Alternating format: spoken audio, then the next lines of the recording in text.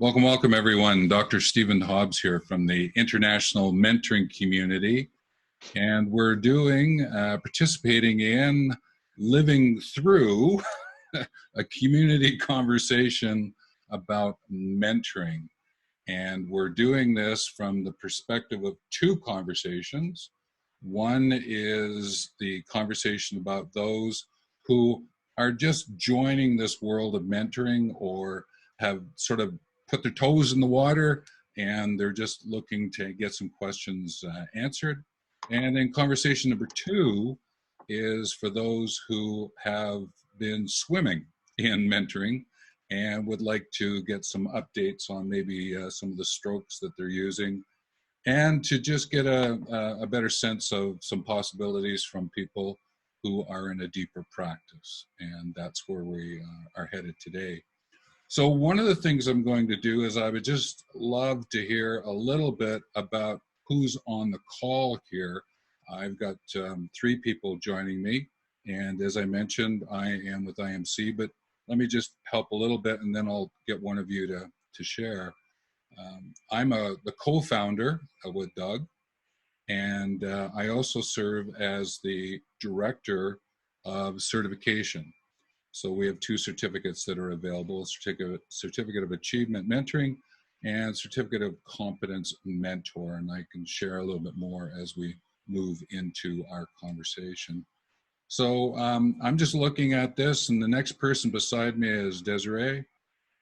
If you'd like to just share a little bit of who you are and what's your connection with mentoring. Sure can. I've known Doug for a long time now. I don't even know when that was. That's probably a decade ago now.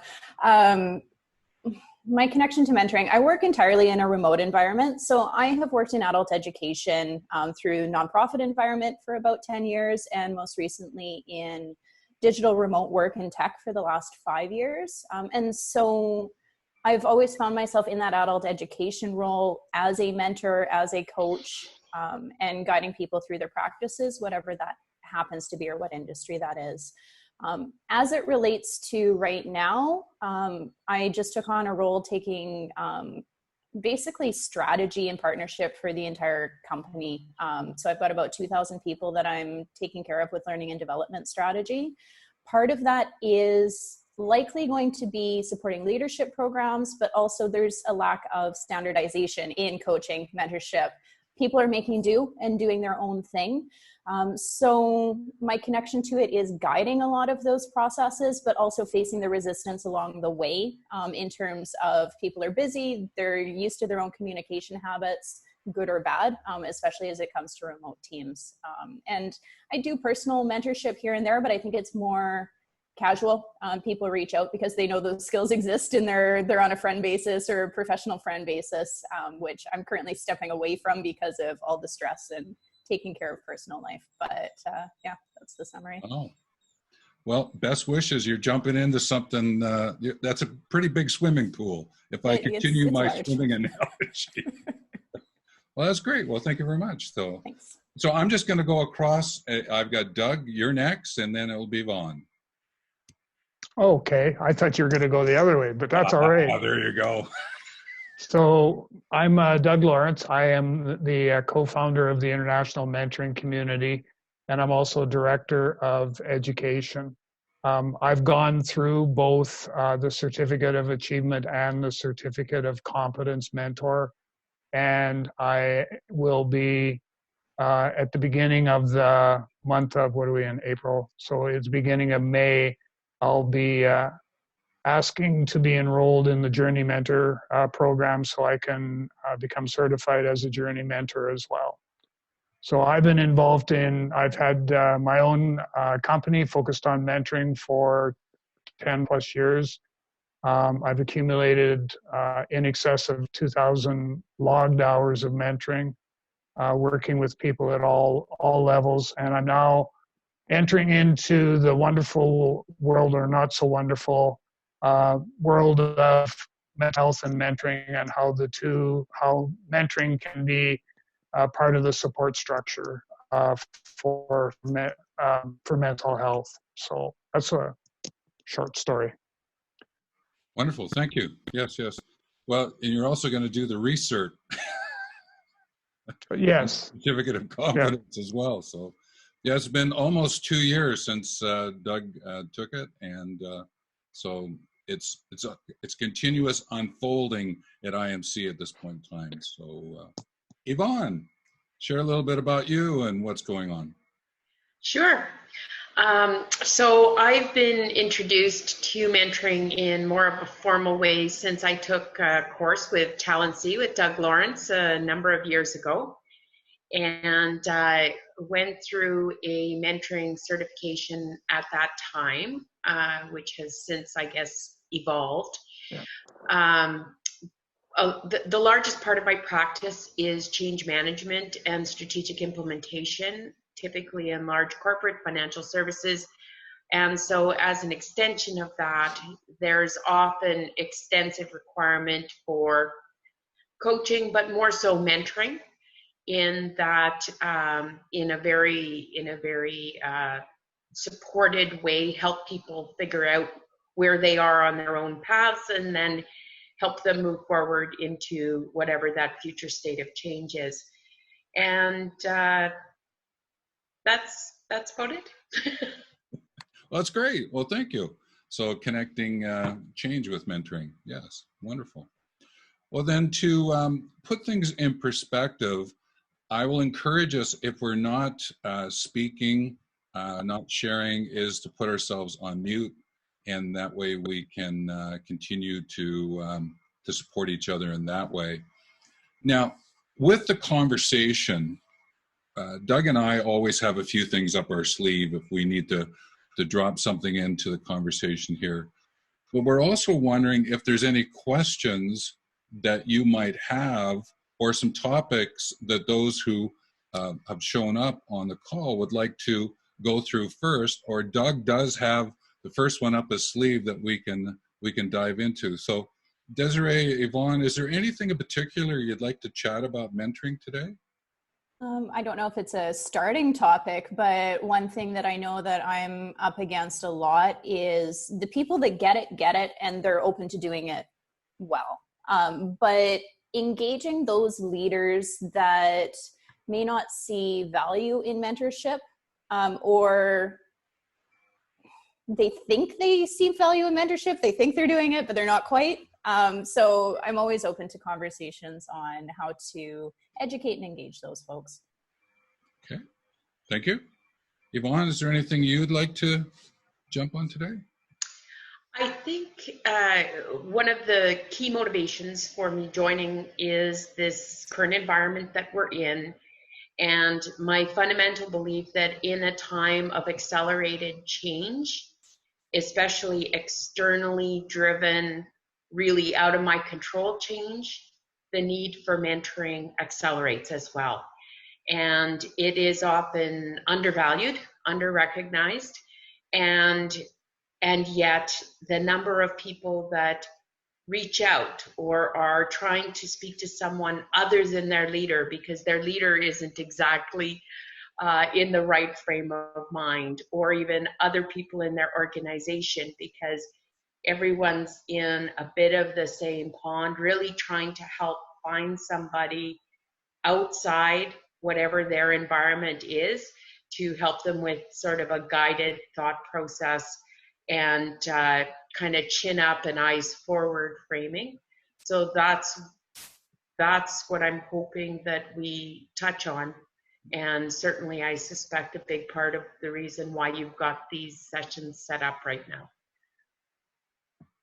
Wonderful, thank you. And those are great topics, timely. And I think Doug and I have some things to share. However, I believe that Desiree and Yvonne, you can help this as well. We've got 4 of us on the call. Let's take a look at this, because this will get sliced and diced and cut and pasted together to form a lot of different videos that will go up on our YouTube channel, which is Wealth Learning TV. And we'll be able to share our insights with the world. And I'm looking forward to that, okay? Now, I'd like to start off just before we take one of those topics and see where it goes. And Doug, if you'll allow me, and then we'll come back to the one that I believe that you have to start with. But I was listening to some conversation this morning, and I'm attempting to stay away from this anxiety noise that's out there, all right, about what's taking place, because our airways are filled with it at this point. And I asked myself this question, and I'd like to see what your answers would be, is what could mentoring help with? Like, let's just go back up into a general conversation. What can mentoring help with? What might be some ideas that we would want to put on the table? And just unmute yourself and share away. I think my personal side project background is in yoga and meditation and presence of mind. And I agree. I personally am consciously choosing to step away from future prediction conversations, anything that's catastrophic, things that don't serve us because it's not based in factual current information that we know. So being able to use conversations in mentorship to allow for self-awareness and processing is a really good first step, but that allows us to dig into those questions of why. Why do we have anxieties around something? Why is there a fear? What can we actually control, and what is something that we can tackle together in this moment? So a lot of those principles between meditation and centered mind approach, choosing what we consume, choosing what we focus on, and then bringing that into a healthy discussion to propel us forward with the information that we have on hand, is something that we can use in a foundation of a lot of our mentorship discussions as well. So something that I think mentoring can help with right now is this obsession with the new normal, trying to help people understand normal is as normal does. And what I mean by that is I think about the phrase electrical lighting. And no one uses the phrase electrical lighting anymore. I don't know when it disappeared, but eventually lights just became lights. And I've felt this way about the word digital for a number of years now, months, where instead of talking about digital meetings or digital buying or digital whatever, I wish that we could step into a world where it just is. And sometimes it's this format, sometimes it's that format, that's fine. But the word digital or normal, or those words that seem to be so judgment laden right now, are kind of minimized. So one of the key questions that I like to think about with people that I am mentoring right now is, why is this different? So mentoring in a digital format, for example, why is it different? Okay, because I'm completely focused on that person. Well, when you're mentoring normally, aren't you always completely focused on that person?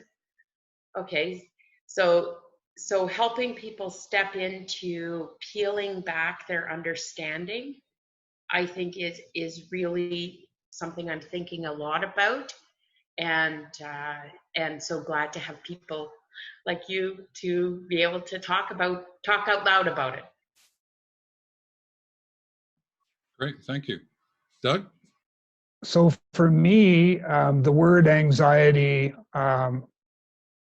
is something that I'm hearing of this since the pandemic started and all of that. And where a lot of that is coming from is, and it seems kind of strange coming from an entrepreneur, but the big message that I'm hearing from a lot of people is, I've never had to work from home before, and I have no clue what I'm supposed to do. Can you give me some direction, some coping skills, because I have no idea on how to deal with that. Then you add to that a single parent, and even husband and wife. I just heard this just the last couple days, where they are struggling with anxiety because they're working from home, and on top of it all, they have to school a couple of their children. and they're trying to juggle all of this, and they don't know how to juggle it. They've never had to deal with this before, and so they're feeling all this anxiety and all of this stuff, and they're part of the group of people that says, just lift all the restrictions, or if nothing else, lift the school restrictions so I can send my kids back to school, so I can at least take that off my plate. And so anxiety, from my perspective, from my mentoring practice, anxiety is a real thing. It's something that we have to deal with. It comes at us in a number of different shapes and forms, but we need to be aware of how, as mentors, how are we going to work with somebody and provide them the coping skills that they need in order to be able to deal with it. Yes, for sure, for sure. It's like, I've got this change of clothes. If I go to another call, I just whip on my other change of clothes, right? If I maybe go on another call, I might whip on something else, right? It's sort of like there are things you gotta think about as you move forward on being online.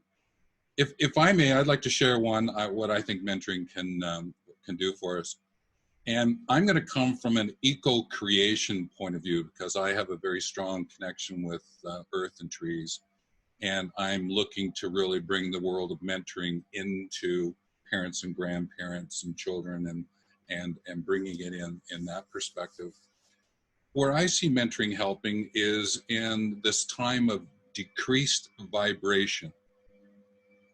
If we actually look at the earth at this point in time, there's a lot less vibration. We're not driving, we're not doing construction work, we're not doing a lot of different things. So it's sort of like, if you think about it from that perspective, then we're actually listening now to the earth sing and dance.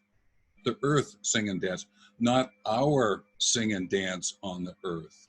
And what does that do from a mentoring point of view when you think about sharing from your lived experience, right? And coming from a place where it is of head, heart, and hands. And I think that that's an important element of us who mentor and understand about mentoring, is that it's a different kind of vibration now that we as mentors can bring to the world. And I'm really enjoying that.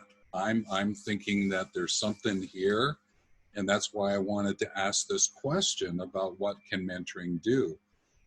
Last week, was it Anne, help me out, Doug, Anne Rolfe, is it? Yeah, Anne Rolfe from Australia. Yeah. She mentioned through her writing how important mentoring is going to be, and I will say have and do, for the world coming up. Now, I'm just touching base through the world and the vibrations and what it is that has been directing us, the bang, bang, bang, bang, bang, bang, bang that's going on.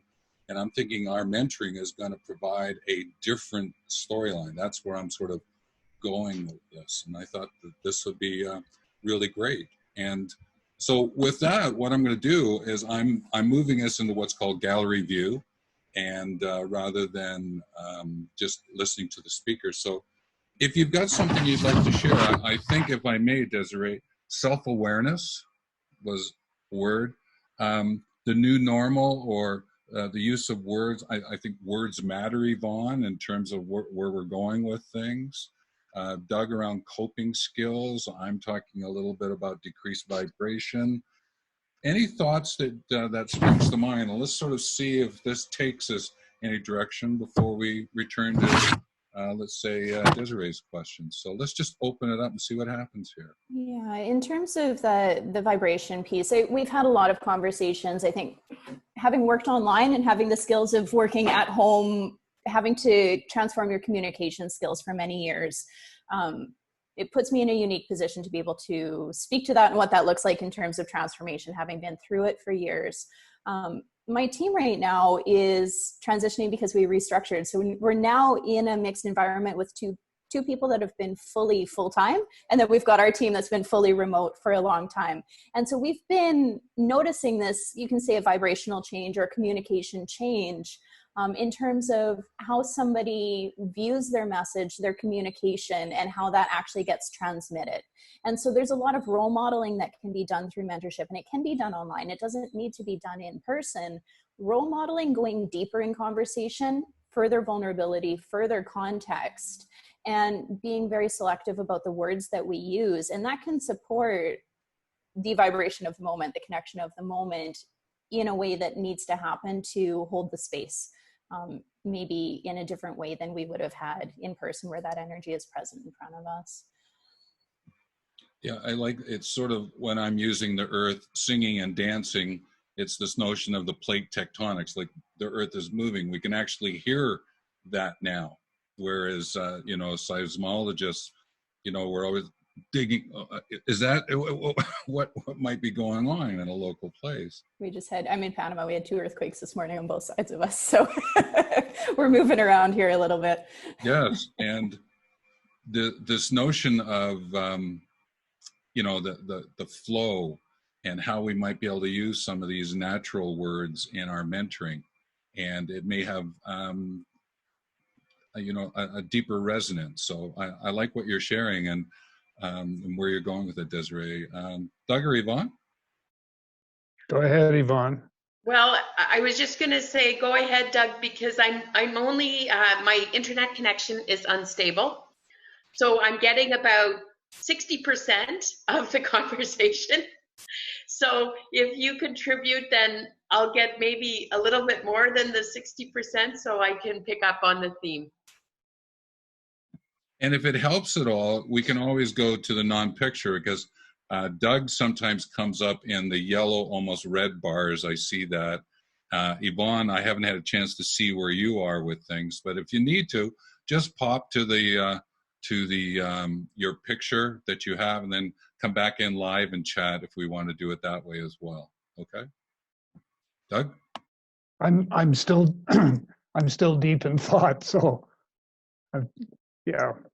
Let me think. Let me come back to me. Well, Yvonne, I want to pick up on something you shared, because I love to play with words. And if I take a look at the word like conversation, and I switch the V and the S, it comes to the word conservation.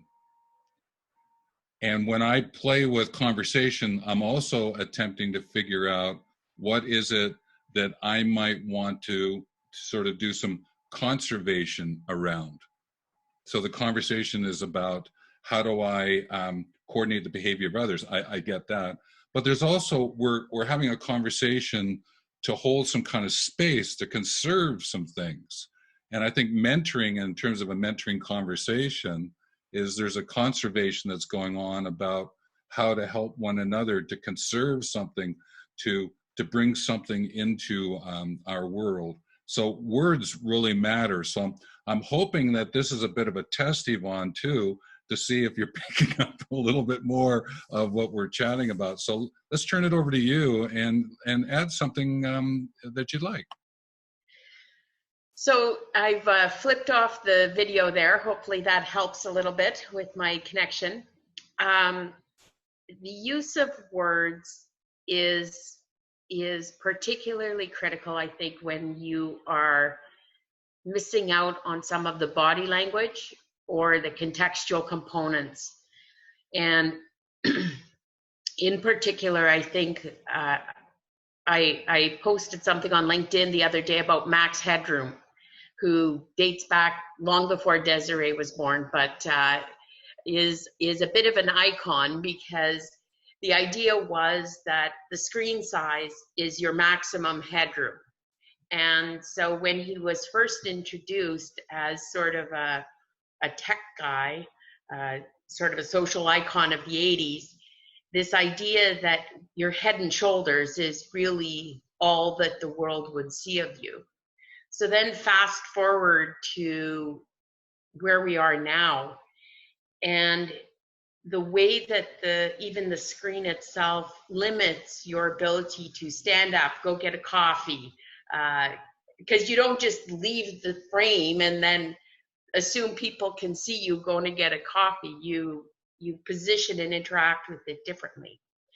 So you get comfortable and bring it with you sometimes. Yeah, it's like, here's my coffee, right? So the whole idea of conversation and being able to engage in different ways using different language really still requires different articulation of where you're at or how you're feeling, or because people can't necessarily interpret that even though they can see your face. And I mean, you spoke earlier about the kids entering the screen, or just different external distractions that can happen in a work from home environment, that people are needing to bring that into the conversation and say, like, oh my God, my dog has been scratching at the door for 10 minutes and I haven't heard a word that you said. And so being able to adapt our conversation to actually manifest some of that we might believe is visible because we're seeing each other's faces, but really isn't, because it's just a little bit off camera or outside that point of view. So does everything that you described, does that heighten the need for our presence as a mentor in a conversation, or does it doesn't impact it at all? I think it means that even that when we're mentoring, when we're having that conversation, that sense of awareness that all of those things could be happening in an off-screen way requires us to engage in that conversation in a different way as well. So we might believe that we're able to see and understand where they're at, facial expression, that type of thing, but we might be missing all of the things that are off screen. And so as a mentor, being able to both describe our scenario as well as probe our sense of that connection for the other person as well becomes increasingly more important, and not to be minimized just because we can potentially see their face and head and shoulders. Which seems apropos at the moment, Yvonne, is that we see your name, right? And the notion of the sharing, yet we don't see the face and the body language. You're making an excellent point, living it right now. Yeah, and with the hand motions, that if you could see them. For sure, yeah. Doug, did you want to share something before I would like to make a segue over to Desiree's first question? Nope, go ahead.